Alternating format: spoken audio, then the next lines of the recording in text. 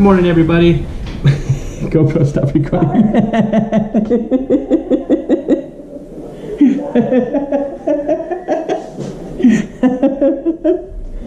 Come on.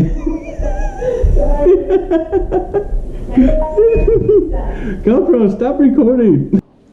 What's up again, everybody? Daniel Peacock here with Bass and Southwest, and thanks for tuning in to another Tutorial Tuesday. In this week's episode, we're going to give you all the ins and outs on how to fish a crankbait.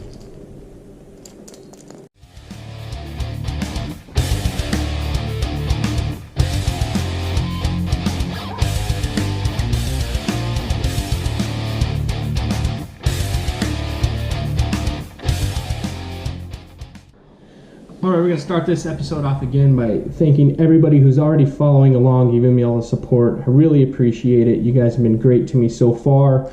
We're busted up around 74 subscribers.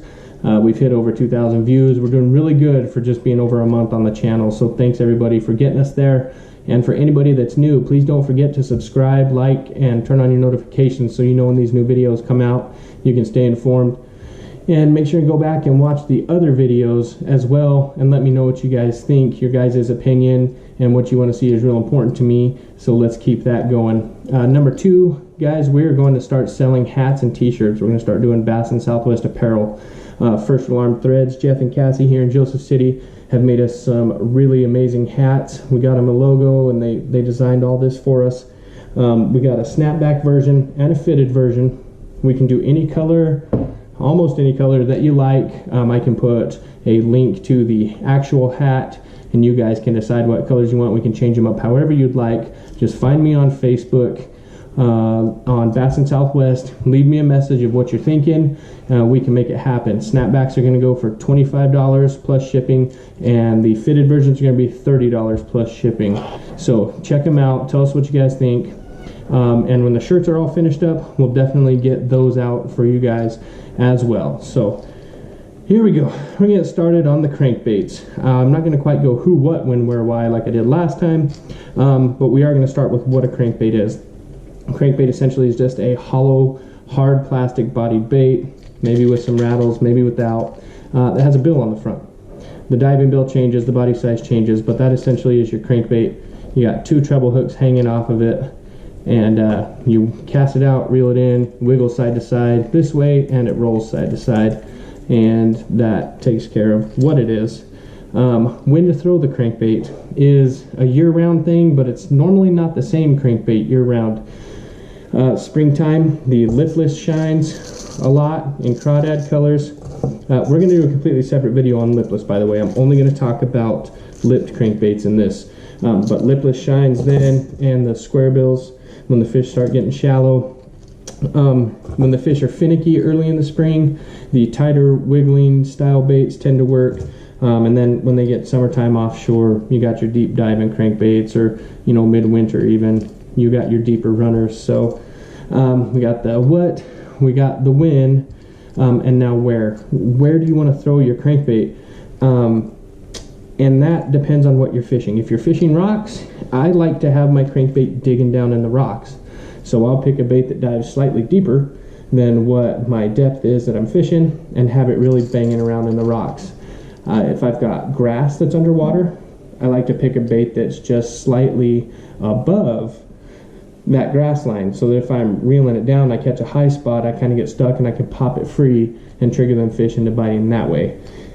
And lastly, timber, like standing timber is fine, laydowns, whatever. You can bust out your square bill and bounce it off, deflect it off, anything that you can. That's what they're made for. So you can fish them in a lot of different places. About the only place they don't work is in matted vegetation, stuff that's already at the surface.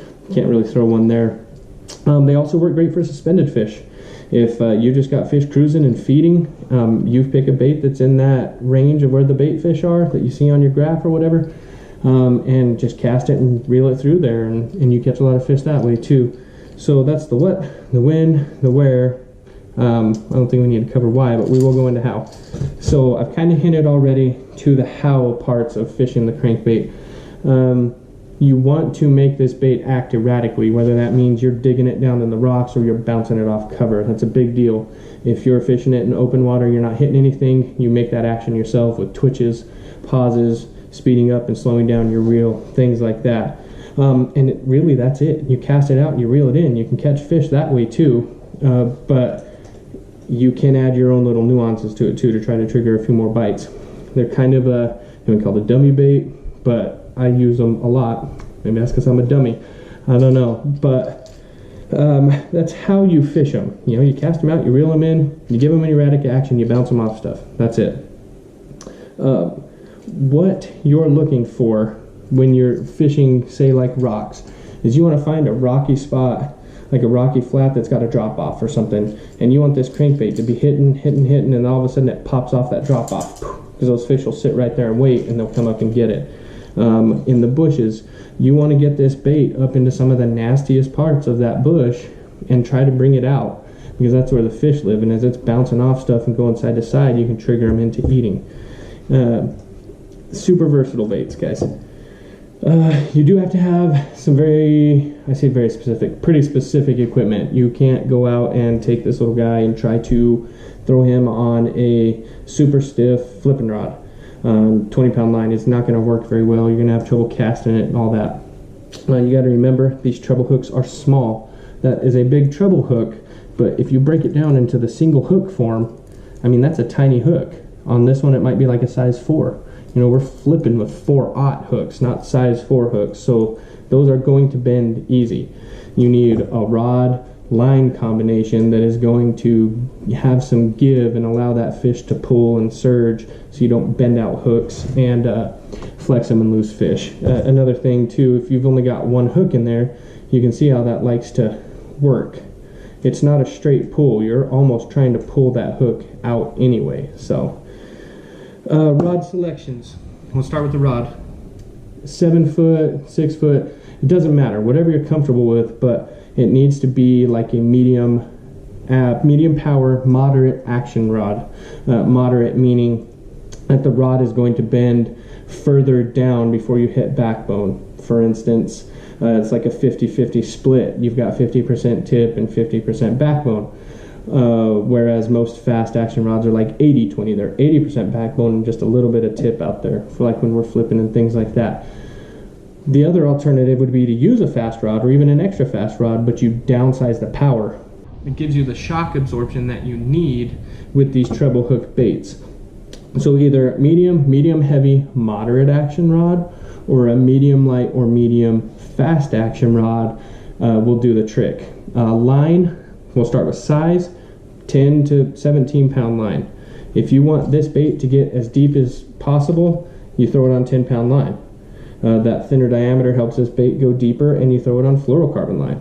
If you're not so worried about that, and you want to save some money and not use fluorocarbon, say you're fishing sticks, you can use 17-pound monofilament here. And because depth isn't what's important, you're banging it around trees and stuff, you need to be able to get that fish out of the cover. So I like to, again, you have to pay attention to the whole system, which is rod, reel, line, and then the bait you're throwing. So if I'm throwing this big guy on 10-pound line, I'm going to try to ease it with a little bit more flexible rod. So that way the shock absorption is there, I don't go breaking fish off. Likewise, if I'm going to throw this bait on heavier line, I might invest in some slightly stiffer hooks, bigger hooks, KVD short shank, triple grips, so that way I've got heavier power, I've got a little heavier rod. Well, now I've got a heavier hook too, and I can afford to get away with that without bending hooks out. So just remember the system. I generally go 12 to 14 most of the time, and I don't go less than that. I don't like going less than 12. It's a confidence thing. I feel like I'm going to lose some fish. And I have gone as high as 17 if I'm fishing really thick cover. So monofilament, fluorocarbon, it doesn't matter too much. Just remember that fluorocarbon stretches less. So if you do have a little bit more of a flimsy rod, maybe go with fluorocarbon. That'll help you get a better hook set, and the rod will take up most of the shock. If your rod's a little bit stiffer for crankbaits, maybe go with a lighter monofilament line that has a little more stretch into it. Gear ratio reels, on a big deep diver like this, generally people like to go 5-4 to 1 or 6-4 to 1, 6-6 to 1. 7 or higher makes this bait really hard to turn in. There's a lot of drag on it, and the lower your gear, the easier your handle is going to be to turn. It won't wear you out as fast.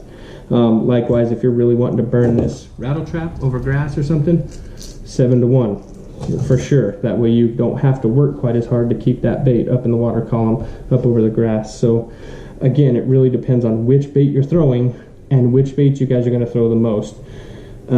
I normally have a couple different setups. I have a setup that I use for bigger, deeper crankbaits, and then I have a setup that I use for smaller crankbaits, and then something in the middle for like rattle traps.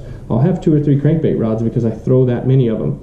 If you're just going to buy a few and you're not really a big crankbait fisherman, get yourself your standard 7-foot medium moderate, and it'll cover you in most situations. So we've covered the wheres and the whens and the hows, all that stuff. If I've missed anything, guys, let me know. Oh, colors.